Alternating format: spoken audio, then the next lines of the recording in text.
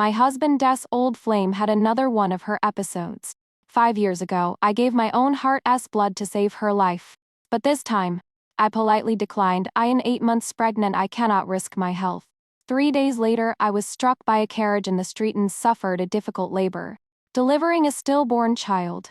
His old flame came seeking medicine again. But my husband, his face a mask of cold fury, drove her from our home. He held me and comforted me. Adelaide, we will have more children. But then I overheard a private conversation between him and the physician. My lady has been carefully nourished for 5 years. The child she delivered is the finest medicinal catalyst. But my lady has been overwrought with grief.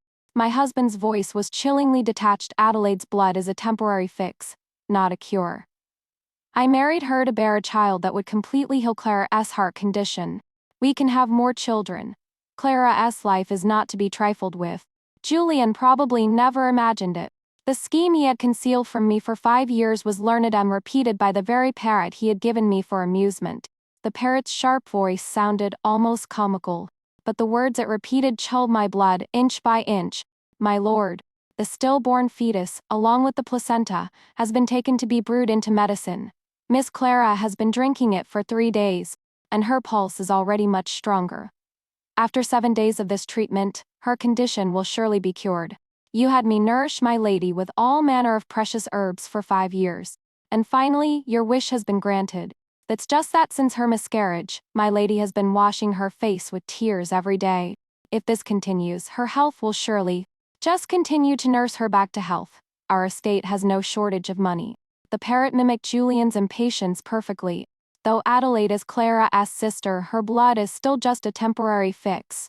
This medicinal fetus was always intended to cure Clara completely. Worst comes to worst. After she recovers, I'll just have her bear another one. It turns out that when one is utterly horrified, the mind can go completely blank. I sat stunned for a long time, until a maid entered and handed me a handkerchief. My lady, the young master is gone. Crying every day will only harm you. I touched my face and found it wet with cold tears. I had always believed that the child in my womb was conceived in a world of endless anticipation. 5 years ago, at the Mid-Autumn Palace banquet, I was caught delivering a love letter to Julian on behalf of my older sister Clara, the Dowager Empress. In a moment of whimsy, decreed a marriage between Julian and me. On our wedding night, Julian lifted my veil. I gathered my courage and took the initiative. I know you are my sister's beloved. I will adhere to my duties and will not ask for more. But Julian interrupted me with a smile. Didn't you know? This marriage is one I requested from the Dowager Empress. The red candles and luminous pearls filled the room with a brilliant light, making Julian's features seem even more dashing. He was, after all, the young marquis admired by countless people in the capital. My ears burned, and I lowered my head, not daring to look at him.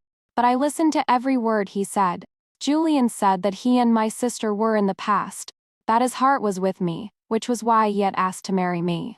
I hadn't dared to believe it at first, but over the past 5 years, Julian's actions had slowly convinced me that he loved me. Clara was born with a heart condition, and 5 years ago, she had a severe attack.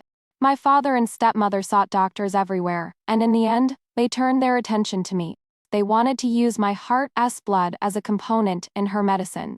I was the daughter of a concubine, and my mother was out of favor. I had no right to refuse. After that, my own health deteriorated. It was only after marrying Julian that I began to recover, thanks to century-old ginseng and powdered South Sea pearls. Even if they were worth a fortune, Julian didn't hesitate as long as they could restore my health. He even shamelessly begged the Dowager Empress to open her private treasury.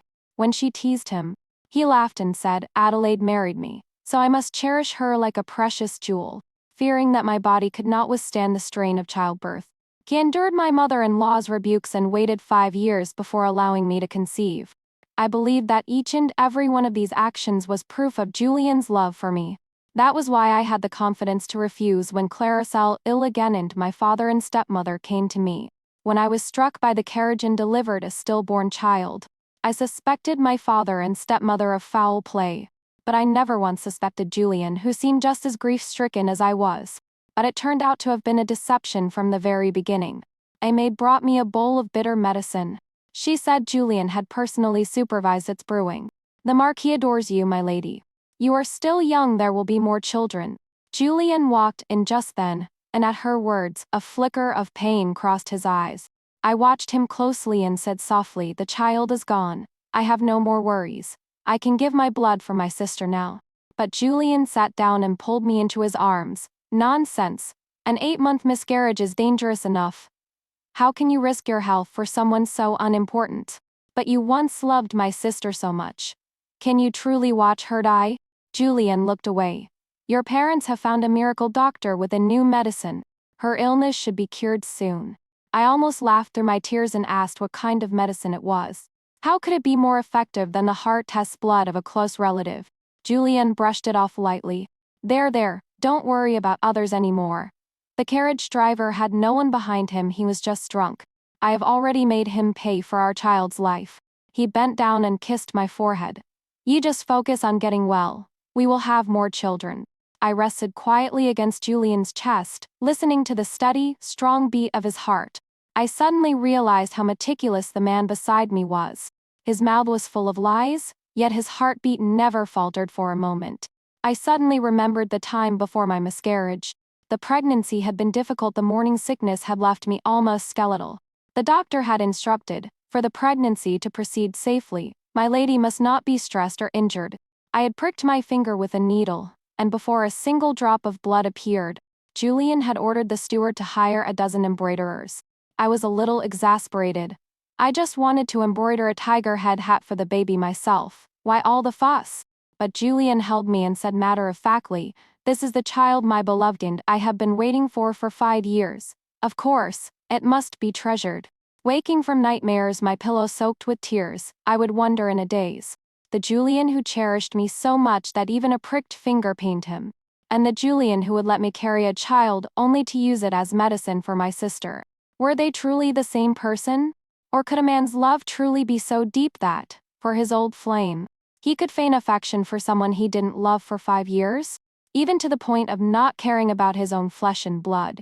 After my miscarriage, I was plagued by postpartum bleeding and confined to my bed. The sudden shock of the truth made me fall gravely ill again. It was over a month later that Julian wrapped me in a fox fur cloak and took me to a temple in the suburbs. A child who died in infancy could not be buried in the ancestral tomb. He said our child was buried here.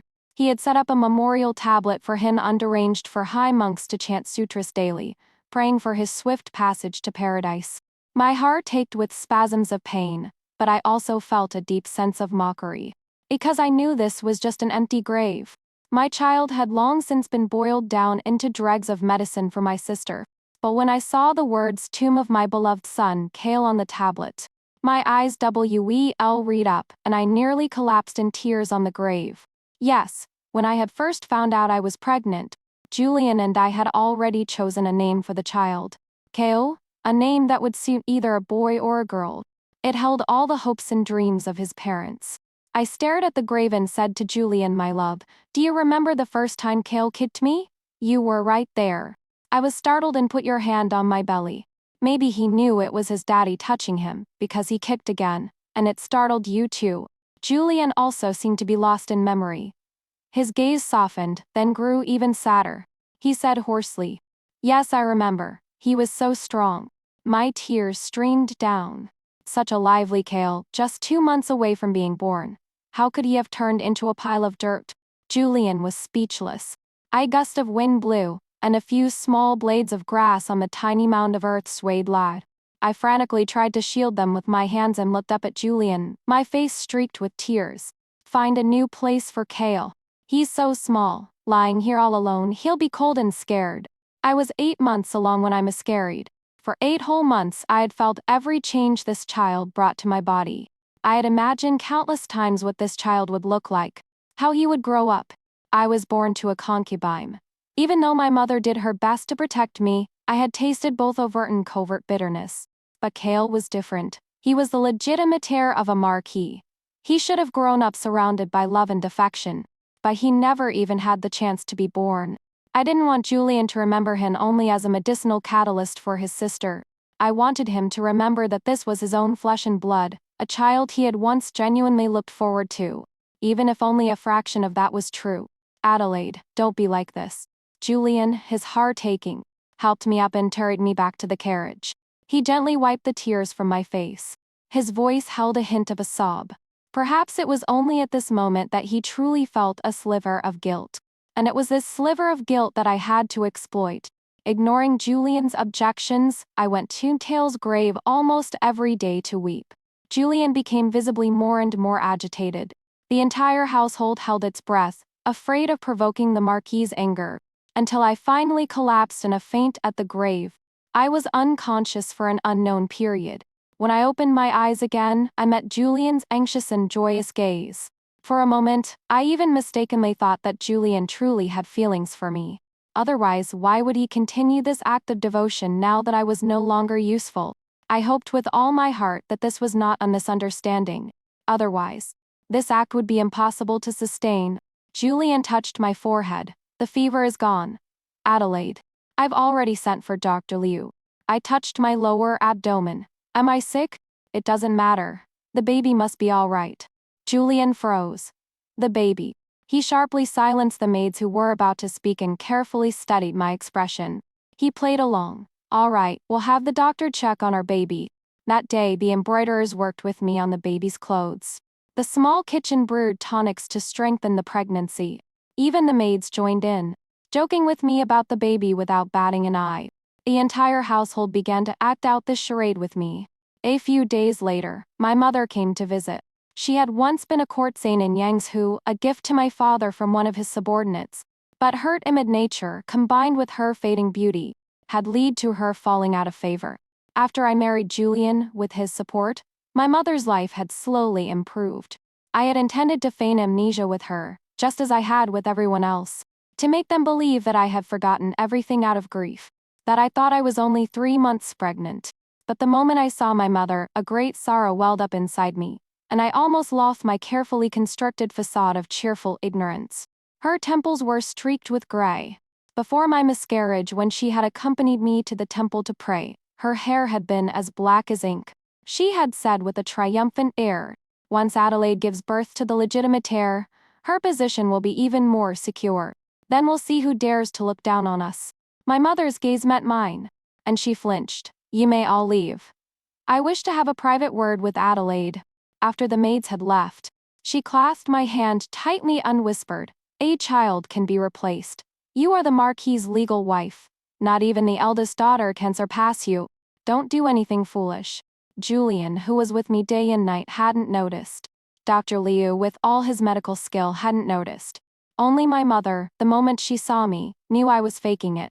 I gave a cold laugh. My child had just died, and her illness was completely cured. What a coincidence. You're a mother too. Could you bear it? My mother sighed. I remembered things from the past, and a sharp pain pierced my heart. I sneered. Of course you could bear it. Otherwise, you wouldn't have personally sent me to my sister to have my blood taken. My mother fell silent, her eyes red. She slowly released my hand and patted it gently twice. Then she turned and left. In truth, the moment the words left my mouth, I regretted them. I had hated my mother once, but only for a little while, because I knew she had no choice. An unfavored concubine and her daughter couldn't even get enough good charcoal for the winter. How could she have protected me? And now, after failing to protect Kale, I understood my mother's feelings even more. The pain a child suffers is magnified 100-fold in the mother's heart. But I am not my mother. She spent her life being cautious and timid in the inner quarters. The most daring thing she ever did was to muster the courage to argue with the master and mistress a few times. And she was beaten for it. In the end, all she could do after her daughter's blood was taken was to beg for more restorative medicines. I used to be like my mother. My sister was frail, but her frailty had also bred a capricious and unpredictable temper. Living under her thumb was a torment. I was terrified of making a single misstep. But Julian had deceived me for 5 years, and in doing so, he had also nurtured me for 5 years. He had made me believe I had someone to rely on. And slowly, I had shed my former weakness and timidity. I would have my revenge for myself. And for Kale. Even if it cost me my own life, I would not hesitate. Julian seemed to have given a gag order to the entire household. Everyone was playing along with my charade. I acted as I had at 3 months pregnant, clinging to Julian and keeping him from his work. I insisted he choose a name for our unborn child. Julian would tease me for being clingy, but his eyes would be smiling. The curtains fluttered in the gentle breeze, the pages of a book rustled, and Julian's finger pointed. Let's call him Kale. How does that sound? He naturally looked down at me, but I hugged his waist tightly, burying my face in his chest. I couldn't let him see the pain and hatred in my eyes. My love. This is just an act. Why are you enjoying it so much? How dare you forget? How dare you mention Kayla's name so casually? Just then, a servant announced that my sister had arrived. I almost didn't recognize her. Her complexion was rosy, and her voice was no longer the frail whisper it used to be. I remembered when I was 6, my kite had accidentally landed in her courtyard. It was already spring, but Clara was still wrapped in a fox fur cloak, sitting on the veranda, watching me run to retrieve it. When the news of my betrothal reached our home, she had smashed her medicine bowl.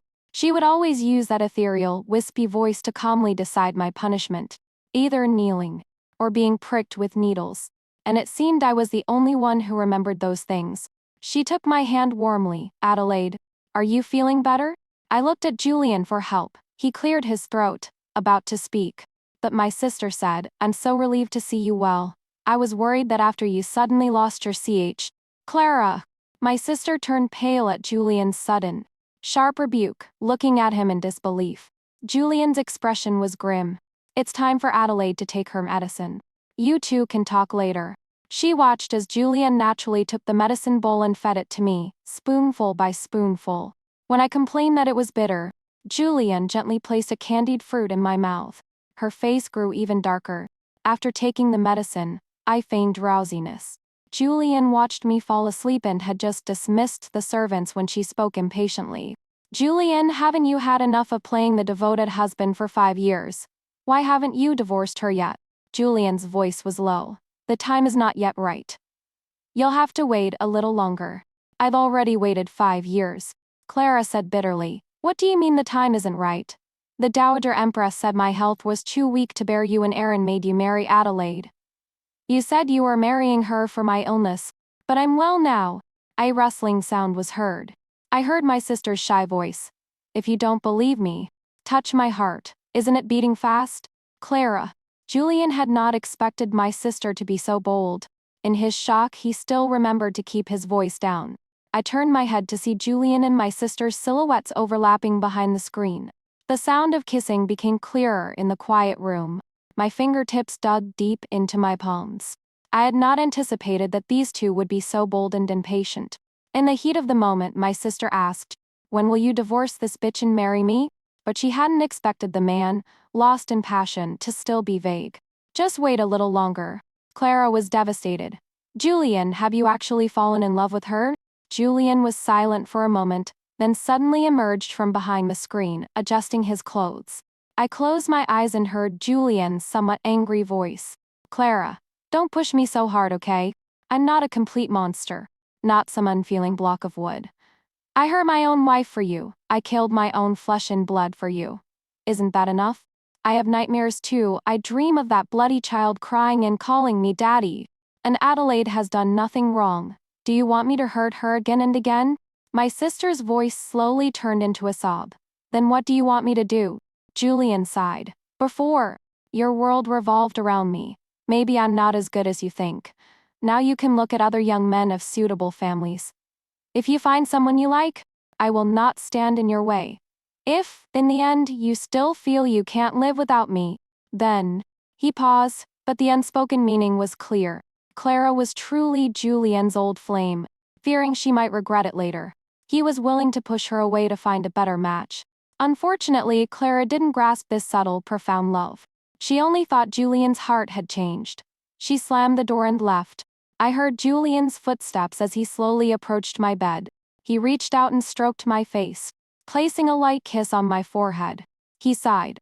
Adelaide, if only you never remembered. News of my sister's recovery spread. Julian, true to his word, helped her find several suitable young men from good families. Spring was in full bloom, with gentle breezes and light rain, and painted boats on misty waters. I was sitting properly on a pleasure boat, having Julian paint my portrait. But after a short while, I lost my composure. I sighed dramatically. I'm so tired, so tired. No more painting. Julian laughed and playfully dotted my face with his brush. As we were playfully tussling, my gaze suddenly fixed on something. Is that my sister? To pleasure boats past each other. Clara and the young minister, she had recently been seeing, were boating on the lake together. I deliberately snuggled up to Julian. A flash of jealousy and resentment crossed her eyes. As if to make Julie unjealous, she deliberately moved closer to the young man and said something. Then she covered her mouth with a handkerchief and giggled. Seeing Julian's face grow darker and darker, she became even more pleased. I looked at her and slowly smiled. My timid mother. I had told her that Julian still had feelings for his old flame. I had asked her to drug Clara and the young minister to push them together, to make it impossible for her and Julian to be together. She had shaken her head repeatedly. She had only dared to sprinkle a tiny bit of peach fuzz, which would give Clara a rash. But that tiny bit was brilliant. To someone experienced in the ways of men and women, it looked exactly like the mark left by a man, torn between propriety and desire, who had just managed to stop himself from sucking a mark on his beloved's neck. I said softly, my sister and this young man seem quite well matched. Now that she's finally well, it's time for her to find a good match. Julian's gaze was still on the two of them, his voice devoid of emotion. Yes, her recovery was hard won. I snorted jealously. If you still have feelings for her, go and ask my father for her hand. You don't have to send me away, I'll leave on my own. Julian quickly turned to look at me. I importantly let my eyes well up with tears. Playing the part of a pouting young wife, Julian quickly held me and soothed me. I would never. Pregnant women are just prone to overthinking. The doctor said that if you worry, it will affect the child in your womb. I twisted my handkerchief. Then I won't overthink it. I sniffled and buried myself in Julian's arms, my eyes full of love and admiration. My love, this is our first child. It must be born safe and sound and grow up healthy, right? Julian's body stiffened, he said hoarsely. Right. After that day, Julian and I became even more affectionate. I thought that if I really wanted to stir up Julian's guilt over Cale, a constantly weeping and resentful wife would only be counterproductive. Weaving a dream for him where the child was still alive was much more effective, like a bowl of porridge sweetened with honey, but laced with shards of porcelain. But the physical condition of a woman who has miscarried is completely different from one who is 3 months pregnant. This act was becoming harder to maintain. Clara pretended to be deeply involved with the young minister, trying to force Julian's hand. At the same time, she repeatedly sent invitations to our home. In Julian's eyes, it seemed my sister wanted to have her cake and eat it too, so he always found excuses to avoid her.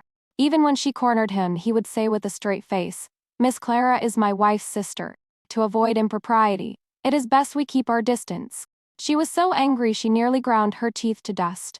After a few such encounters, she finally lost her patience. That day Julian was feeding me my medicine as usual. Clara stood by, watching coldly, and suddenly spoke. Sister, is this a pregnancy tonic? Julian shot her a sharp warning look, but she continued without a care, her voice loud. Didn't my sister's child already miscarry? I heard it was a well-formed male fetus. Why are you still drinking pregnancy tonics? My face turned pale, and my body began to tremble. My head hurts. Cale, my Cale. I acted as if I had been jolted from a dream, the color draining from my face. Julian flew into a rage and ordered the maids to take my sister out. You dare touch me! Clara suddenly clutched her heart, and Julian panicked. She giggled, her words dripping with suppressed glee. Why should you be able to forget everything and live in a false happiness? I want you to remember that your child is already buried under the wheels of a carriage. And I want to tell you it was no accident. It was all planned by your dear husband. I stood frozen, tears streaming down my face. Is what she said true? Julian struggled to speak. Adelaide, let me explain. Explain what? That you didn't marry her for me, or that her child wasn't conceived to be a medicinal catalyst. Adelaide, let me tell you, even if you had stayed at the temple that day, oil would have been poured at your feet to make you slip. Even if you had stayed obediently at home, a bowl of abortifacient would have been forced down your throat. Julian's mouth opened and closed, as if he were saying something. But I couldn't hear a thing. I let out a retch and vomited a mouthful of blood. The world spun. The only thing that echoed in my ears was my sister's words. Your dear husband was determined to have that bastard's life. There were 100 ways. It was his fate, a wretched fate he couldn't escape. When I came to my senses, my hands were wrapped tightly around Clara's neck. Her face was flushed, and she made a HORK sound. Her nails, painted a bright red, left sharp, bloody scratches on my hands. But I felt no pain, only an untightening of my grip. Until everything went black. Julian had knocked me unconscious. When I opened my eyes again, Julian was by my side. I had only intended to provoke Clara into revealing the truth, and then pretend to have regained my memory. Julian was already wavering. If a rift formed between them because of this, it would be even better. But in the end, it was 3 parts acting, 7 parts real emotion. I curled my lips into a sarcastic smile. It must have been hard for you playing along with me for so long. Not just while I had amnesia, but for the past 5 years. Julian's voice was strained. Adelaide, please let me explain. There's no need to explain. Your goal has been achieved, hasn't it? Now you should divorce me and marry my sister. Air escaped the corner of my eye and trickled into my temple. I said in a trembling voice, you've deceived me this much. For 5 years it was all a lie. You never loved me. It wasn't a lie, Julian roared, unable to hold back any longer. His eyes were red too. Adelaide, my heart is made of flesh and blood. For 5 years, so many days and nights together, it's impossible for me to have been completely unmoved. Then why did you do it? Julian clenched his fists. He said he had originally intended to use the baby's blood as medicine, but not in a way that would endanger the child's life. But Clara's illness was critical. We couldn't wait for you to carry the baby to term. I had no choice. You cried every day. Do you think I didn't suffer? When you lost your memory, I was so happy. I thought that after your body recovered, I would let you have another child. If you regained your memory, having a new hope would surely ease your pain. So, even a villain's heart is made of flesh and blood. He was cruel, but not completely heartless. Uncaring, but not entirely unfeeling. He said, his eyes red, what's done cannot be undone. But we still have a lifetime together. Adelaide, I'm begging you, give me another chance. I closed my eyes warily. All right, I'll give you one more chance. I stuffed the tiger head hat into Julian's hands. Have the doctor nurse me back to health. If Cale is reborn in my womb, I will forgive you. Julian looked at me for a long time, as if trying to see into my heart through my face. After a long moment, he nodded. All right. The next day, Julian summoned Dr. Liu. My health had always been under his care. Julian had been worried that I would be agitated, but I was very calm. Julian was relieved. But he had no sooner gone to his study to attend to his duties than a maid's scream shattered the peace. When Julian kicked open the door, I had just slit Dr. Liu's throat. His violently trembling pupils reflected my image. My face and body covered in blood, like a demon from hell. And the man, his mouth opening and closing like a dehydrated fish. Blood still gushing from his neck. I wiped my face nonchalantly. I smiled at Julian. My love. I've avenged Cale. Julian's expression shifted several times. He gritted his teeth and said to the people behind him, not a word of what happened today is to leave this room. This was the first time I had killed someone. I, who once couldn't even bear to step on an insect. My senses seemed to return to my body, and the smell of blood made me want to retch. Julian, ignoring the blood that covered me, coaxed the dagger from my hand and held me. He whispered soothingly, it's all right. Your husband will take care of it. He deserved to die. He personally brewed Cale into medicine. If your health hadn't been under his care, I would have sent him to join Cale long ago. I found it laughable. The one who most deserved to join Cale was you. His father, wasn't it? I used strive. Liu's life to test Julian, to see how far his guilt would push him to protect me. I kept my promise. I washed the blood from my body, changed my clothes, and lit incense. I prepared a table of food and wine. As I was slightly tipsy, Julian's kisses on my neck were heavy with unease. Have you truly forgiven me, Adelaide? Clara is also getting married. There is no longer any possibility between us. I was wrong before. If Cale is reborn, let's live a good life together. Shall we? I cried and hugged Julian's back tightly. Of course we will. My madness that day had terrified Clara so much that she never dared to visit again. Instead, she went home and complained. My father repeatedly sent for me. I ignored him for a month, infuriating him. The moment he saw me, his eyebrows shot up. "You unfilial daughter, we snatched your sister's life back from the jaws of death, and you nearly strangled her," I said sarcastically. "Clara's life, did you snatch it back? Or did you trade my child's life for it? Don't we all know the truth?" My stepmother looked on coldly. "You stole Clara's husband in the first place. This is what you owe her. You may have the Marquis's backing now, but don't forget your mother's servitude contract is still in my hands." My father, still not satisfied, actually picked up a paperweight to throw at me. My pupils constricted. A frail body suddenly pushed me aside. My mother rushed forward and hugged my father's legs. "Master, calm down. Adelaide is just confused after losing her child. She didn't mean to harm me, young mistress. If Adelaide returns with injuries, and the Marquis asks." My father's hand froze in midair, his eyes blazing. "Are you threatening me?" My sister had started to discuss marriage with the young minister, and Julian, not only did he not stop it, he even sent wedding gifts. Instead, he spent his days with me. I couldn't figure out if Julian really had feelings for me or not. My mother immediately shrank back and forced a pleasing smile. But against the blood trickling from her forehead, it was both pathetic and laughable. I had my maids protect my mother and question my father. "I am the Marquise. My mother is, at the very least, Julian's mother-in-law. Does father still intend to bully her as you did before?" My father scoffed. "If Julian really valued you, he would have freed your mother from her servitude long ago. You know exactly why he married you, don't you? I may not be able to do anything to you, but filial piety is the greatest virtue. What can you do to me? Your mother is a different story. According to the laws of our dynasty, even if I were to beat this slave to death right now." Julian couldn't say a word. Looking at my father and stepmother's faces, I suddenly no longer hated them. Instead, a deeper killing intent took root. A mother could sacrifice everything for her child, and the reverse was also true. They should have been dead long ago. And now I was suddenly very curious. When I killed a doctor, Julian protected me. But what if I killed his old flame's parents? The answer came quickly. I begged Julian to bring my mother out of that house. But the maid I sent to buy poison was brought before Julian, trembling. For the first time, Julian was cold with me. "Do you know that poisoning one's own father and stepmother is a capital crime?" I laughed and said softly. "They also took part in murdering my Kale. My love, will you help me? Will you kill them for me?" Julian was furious. "I thought you had truly moved on. If they die, what will become of Clara?" I took his hand and placed it on my lower abdomen. Julian's expression went blank for a moment.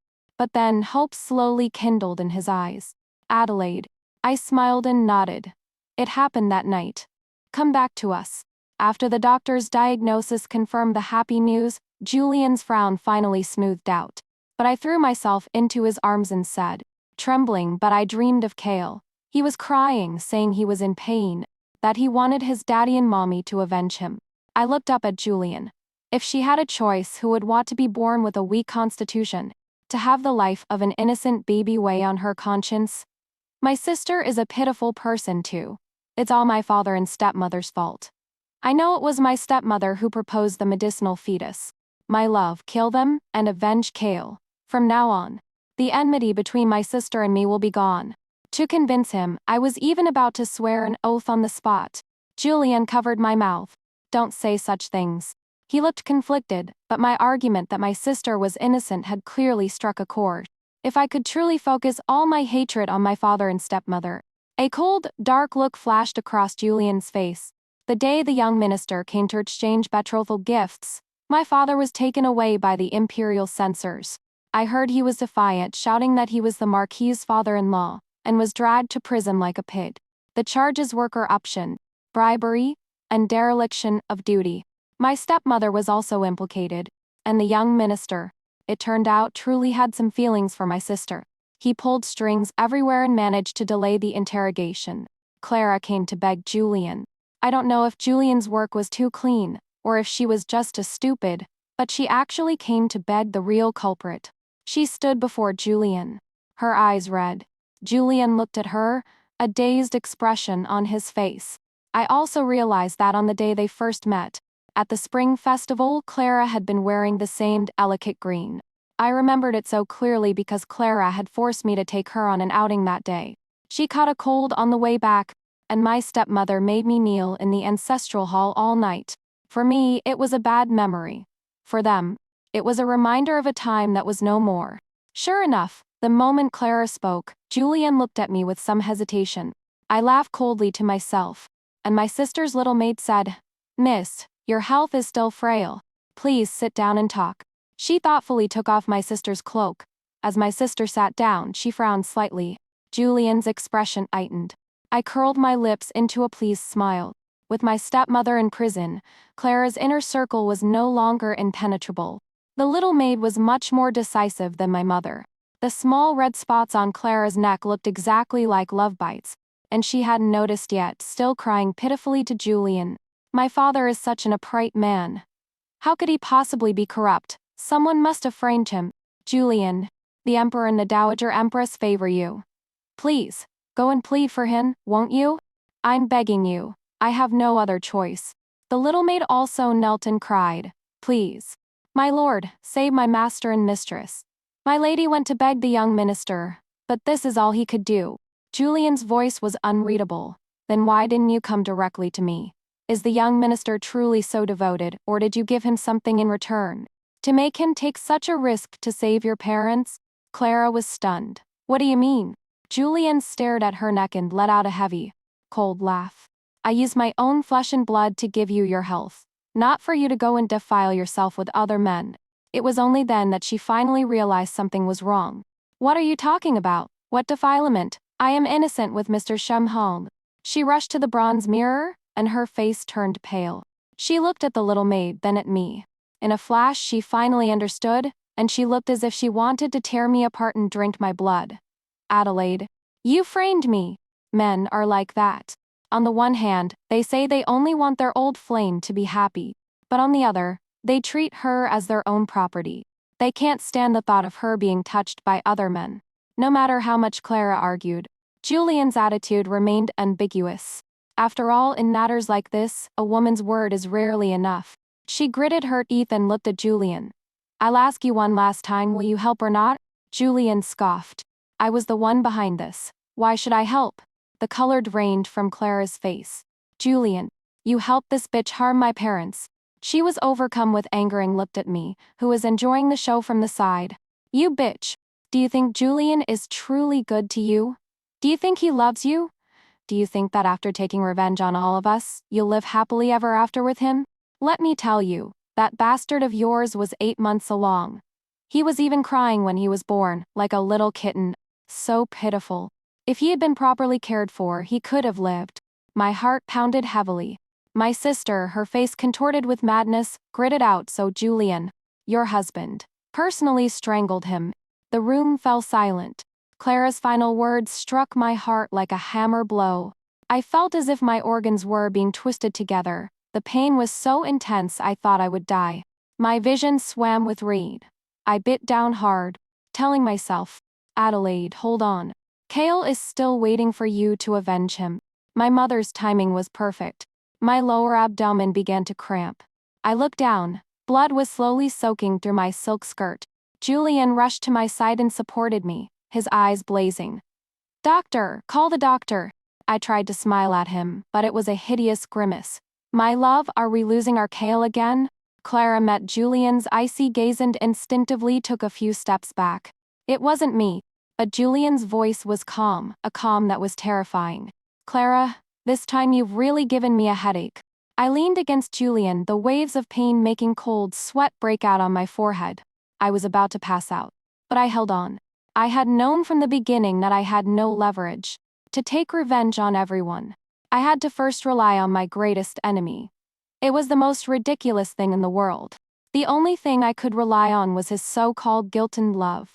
And now, all the enemies I could eliminate with a borrowed knife were gone. Only Clara remained, the cinnabar mark on Julian's heart, his old flame. Before, when I tried to kill my father, the person I sent to buy poison was brought back the very next day. So with Clara, Julian would be even less likely to give me the chance. And I couldn't think of a reason that would make Julian turn on her, except for an heir.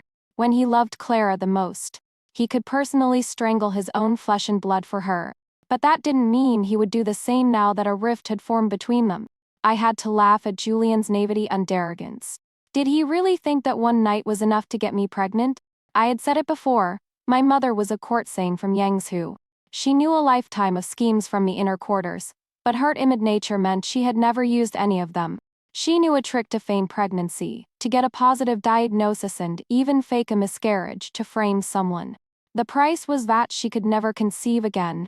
I had begged my mother for a long time, but she wouldn't tell me, until I said it's better not to have children. If I can't protect my own child, then it's better not to let him come into this world. So whether Clara came to visit today or not, I had 100 ways to frame her for causing my miscarriage. Her life was mine, but I had not expected that even now. Julian would still be unwilling to make Clara pay with her life. He only said he would send her far away. So, after my second miscarriage, I lay in bed all day refusing to eat or drink. Even when Julian ordered the servants to force-feed me, I would just vomit everything up. When Julian came to see me, I would either be clutching the tiger head I had sewn for Kale, or teaching the parrot, Ash, to talk. I taught it to say mama. The next time Julian tried to feed me, I knocked the bowl over. His face was grim. He actually took a mouthful himself, clamped my jaw, and tried to feed me mouth to mouth. I struggled and bit his tongue hard. The taste of blood filled my mouth. But Julian didn't flinch. I think he had gone mad too. I tasted the blood in my mouth and laughed. Julian, I thought your blood was cold.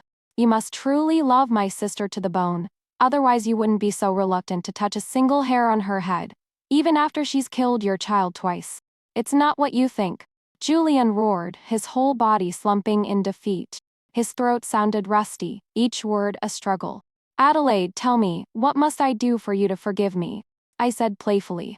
Then go and join Kale. Julian was silent. I powered. Then I want my sister to pay with her life. Julian's expression remained conflicted. I wasn't disappointed, because I knew he would never agree. I hadn't expected Julian to ask, tell me the truth this time. If Clara dies, will all of this finally be over? After getting my confirmation, he said, then eat. When you have your strength back. You can do it yourself. I will not stop you. His words were resolute, but I didn't know if this was just another one of Julian's tricks. But at least he was willing to let me out. I started to eat properly and carefully selected a few good knives. Stop, Adelaide. My mother begged when she saw them. If you really do it and get caught, what if the Marquis can't protect you? I cut her off. Then I'll go and join Kale. I looked at her inferently. My child's blood debt must be paid by me. I will cut open her belly myself and search for where she has hidden my child. As for you, mother, I know you are timid. Don't worry. You won't be implicated. I will send you away from the capital before I do it. You can live a good life and never come back. With that, I walked away without a backward glance, ignoring my mother's cries of Adelaide. Adelaide, behind me. Even with the minister's best efforts, my father and stepmother were still executed. The young minister still insisted on marrying my sister, but none of us got what we wanted. The young minister did not marry his beloved. My sister did not wait for me to personally take her life. And the passenger ship to Yangzhou did not wait for my mother. The day before I was planning to make my move, Clara was found dead in her home. She had been poisoned, her stomach cut open, and her heart was missing. Her death was gruesome. The case was solved easily. An old concubine from the household confessed to the crime. I followed Julian into the dark, damp prison. As we approached my mother's cell, we heard her angry shouts. I spit on you. I killed her, so what's there to interrogate? If you want to kill me or torture me, just do it. They tormented me. They treated me and my child like we were less than human. Am I not allowed to take revenge? Julian's boots stopped in front of her. Why did you kill Clara? My mother laughed maniacally and spat. She lifted her blood-stained face, her eyes flashing with hatred. She lowered her voice, but the hatred was even more palpable. I thought you were good. But you joined those heartless wolves in tormenting her. You love Clara, so you should have used your own life to save her. Why should my child be tormented by you all? She deserved to die. Just because she was born from the womb of the main wife, she could take my child's life? She should have been dead long ago. I had always known I was my mother's weakness. That was why she couldn't bring herself to be ruthless, and she didn't have the power to be. But I had only ever thought that I could sacrifice everything for my child. I had never thought that if she knew her own weakness was about to be pushed to the brink of death, A woman who had been timid her whole life could also be ruthless.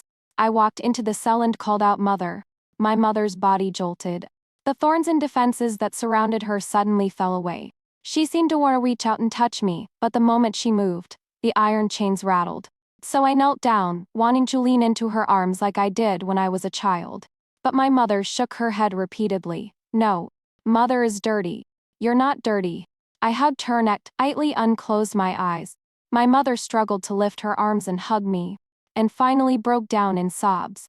"Adelaide, my Adelaide, she has suffered enough. Please don't bully her anymore. I killed her. My child has done nothing. You can kill me to pay for it." She suddenly begged. "Julian, it's been 5 years. Even if you raise a cat or a bird, you grow attached. She even carried your child.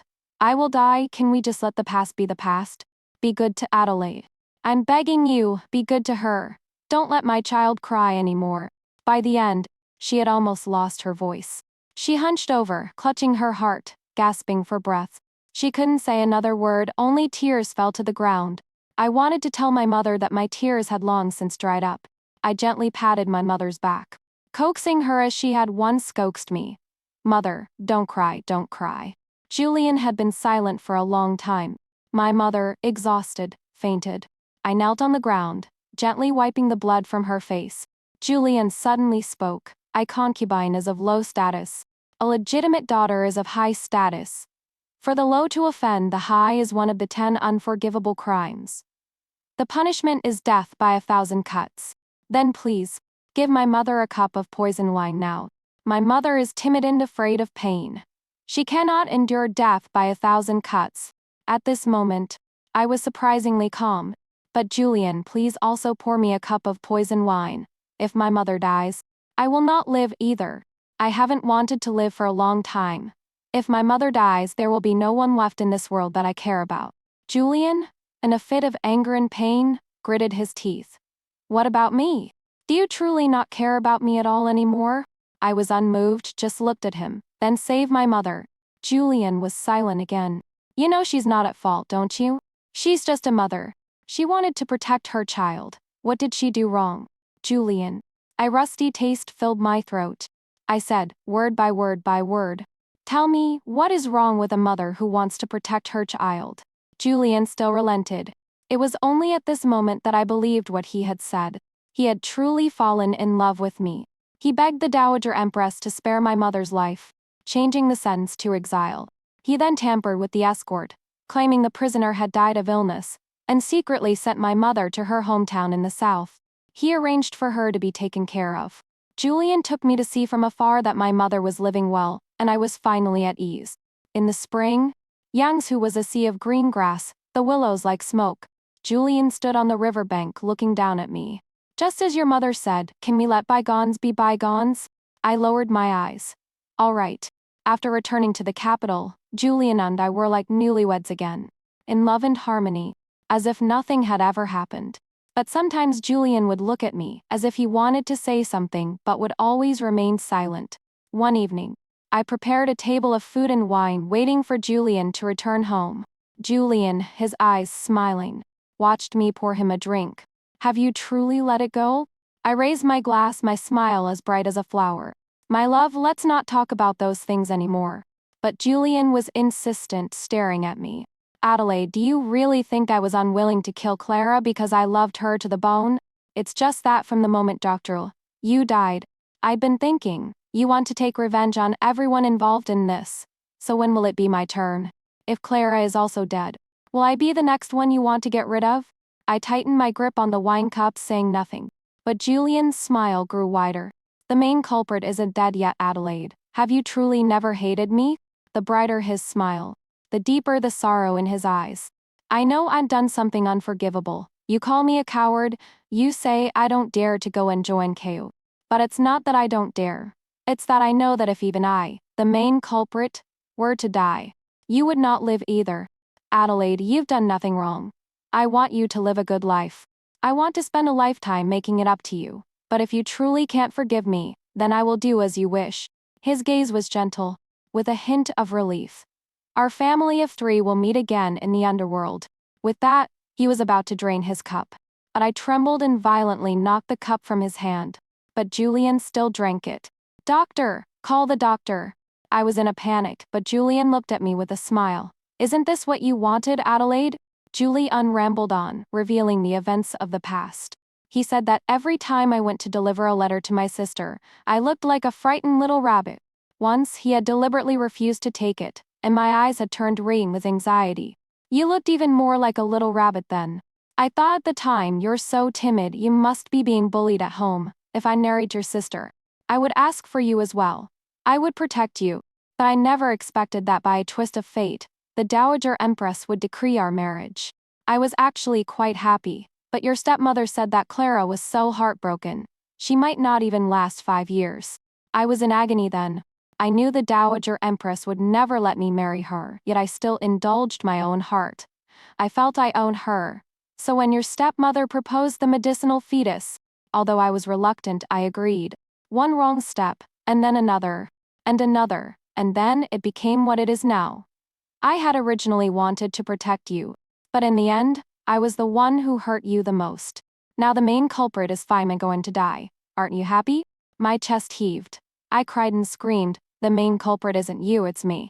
I hate myself for believing your lies, for being foolishly deceived by you for 5 years, for being willing to bear your child. And I hate myself even more for knowing you deceived me for 5 years, killed our own child, and yet I still love you. I cried until I had no strength left. I also poured a cup of wine and drank it in one gulp. Julian and I held each other, quietly waiting for death. But nothing happened. Julian's chest rumbled with a muffled laugh. Silly Adelaide, how could you think that poison could be hidden from me? Julian said he had switched the poisoned wine long ago. He just wanted to gamble to see if I still had any genuine feelings for him. I was stunned for a long moment, then I laughed and cried, pounding on Julian in a fit of anger, trying to break free from his embrace.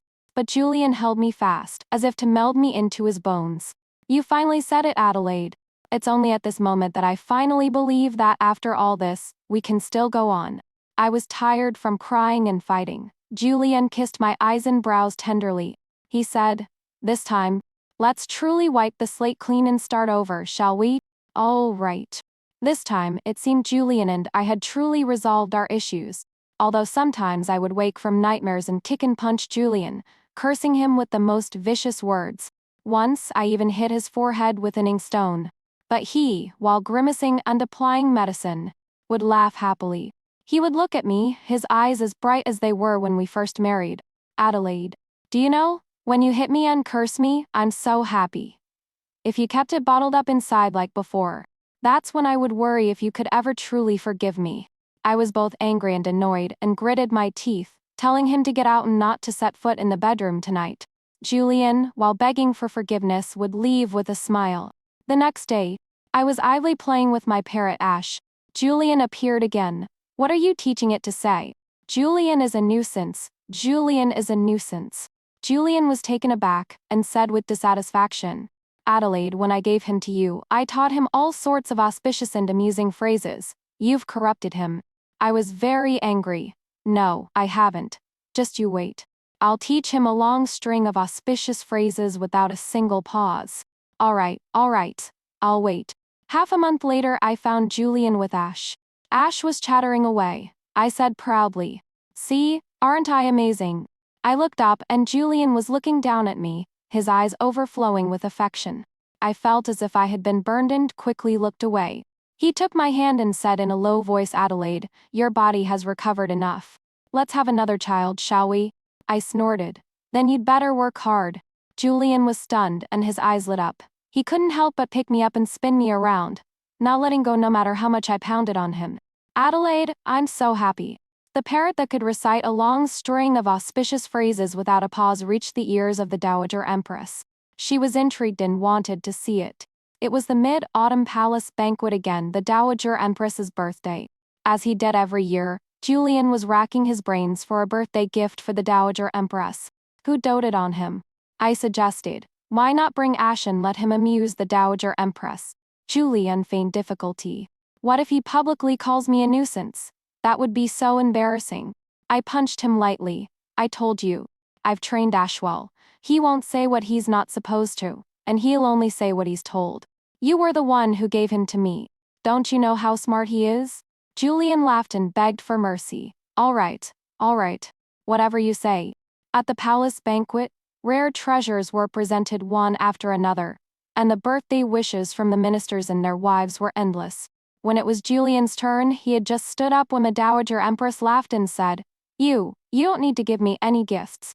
Just you and Adelaide have another child soon, and let the late emperor have an heir, and I will be content. Everyone looked down at their noses, tacitly pretending not to hear. Her words were sharp. The late emperor's sons had fought amongst themselves, even to the point of staging a coup. The current emperor was a prince from a distant branch, the late emperor's brother, who had taken the throne in a time of crisis. And Julian was merely the descendant of one of the late emperor's princesses. I heard that the Dowager Empress and the emperor's late mother were rivals in the late emperor's harem. Fate is strange, now they were mother and son. But the emperor, as expected, acted as if he hadn't heard. He even joked, the parrot that my Ambrat has been specially trained. If you don't let him show off, the poor boy will burst. The Dowager Empress readily agreed. The parrot did not disappoint. Julian took my hand and we stood together in the main hall.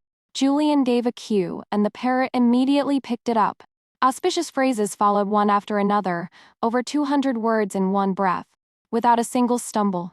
The Dowager Empress was delighted.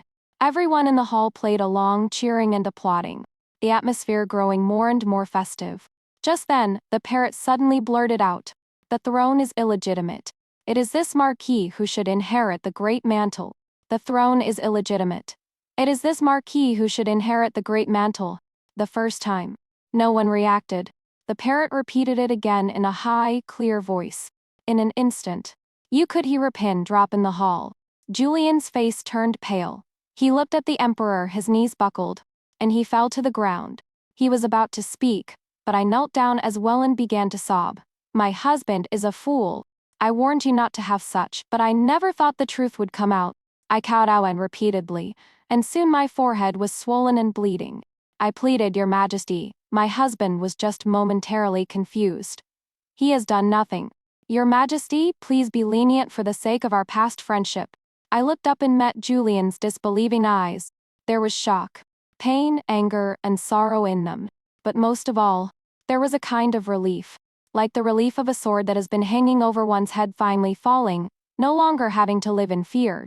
He looked at me as if he didn't recognize me, and said, word by word, Adelaide, it turns out I was the fool. I actually thought you had truly forgiven me. Is this what men are like? So arrogant. After hurting me so deeply, he still believed my lies that I loved him. I had never forgiven Julian. Was he the only one allowed to deceive me? The parrot Julian had given me was indeed worth its weight in gold. It was very smart. It truly wouldn't say what it wasn't supposed to, so it never again repeated the conversation between Julian and the doctor. And it would only say what it was told when it received a specific signal, so I trained it to react to a specific hand gesture from me. When I raised my hand, it knew it was time to say what I had taught it. The emperor's expression was unchanged. Oh? I didn't know my aunt had hidden his ambitions for so long. Why don't I get up and let you have a seat on the throne? Julian's face was as pale as a ghost's. He knelt and kowtowed, explaining, Your Majesty, this servant has never had such intentions. It was Adelaide. She framed me out of hatred. The emperor leaned forward with interest. Hatred? But you and your wife are deeply in love. Isn't that what everyone in the capital knows? Julian shook his head repeatedly. No, she hates me. Because from the beginning, I married her for her sister. Her heart's blood could treat my sister's heart condition, but not cure it completely. This time Julian, on his own initiative, publicly confessed all the despicable things he had done. The crowd was in an uproar.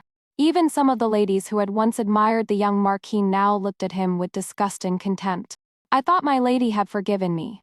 I never thought she had been harboring hatred all along. I met Julian's complex gaze and clutched my heart, putting on a show of utter despair. I said sadly, as the marquis said, It was all my plan. The marquis is innocent. Please punish me, Your Majesty, and release the marquis. Is that so? Is there any evidence? Julie unfroze. In the past, to leave no loose ends, he had disposed of everyone involved in the matter. And everyone involved was already dead.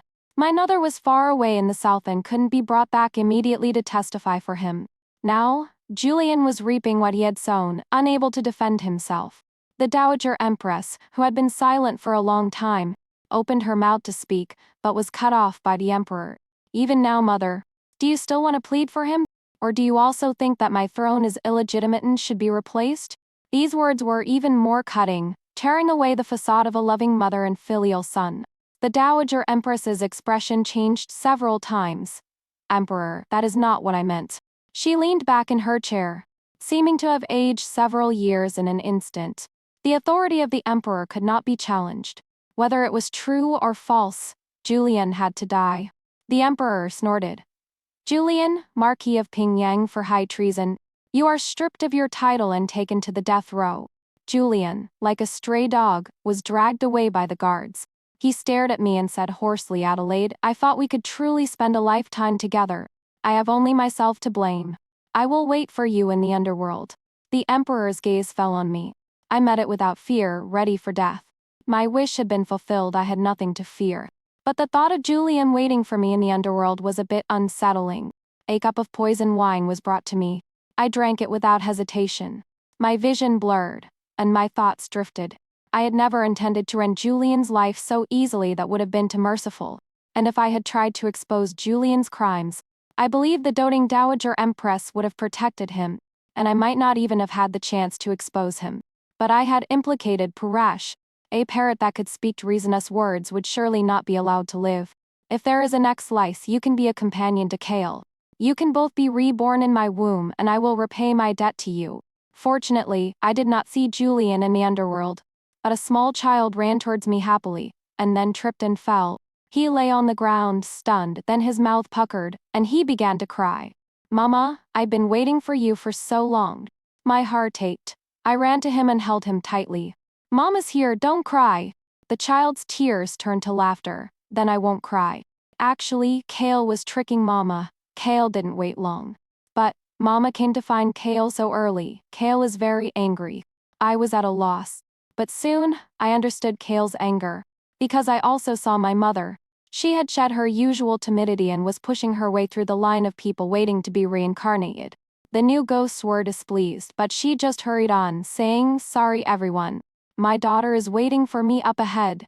I stared at the wound on my mother's chest. She gave a sheepish smile. If I don't get down here early. What if you're not reborn in my womb next time?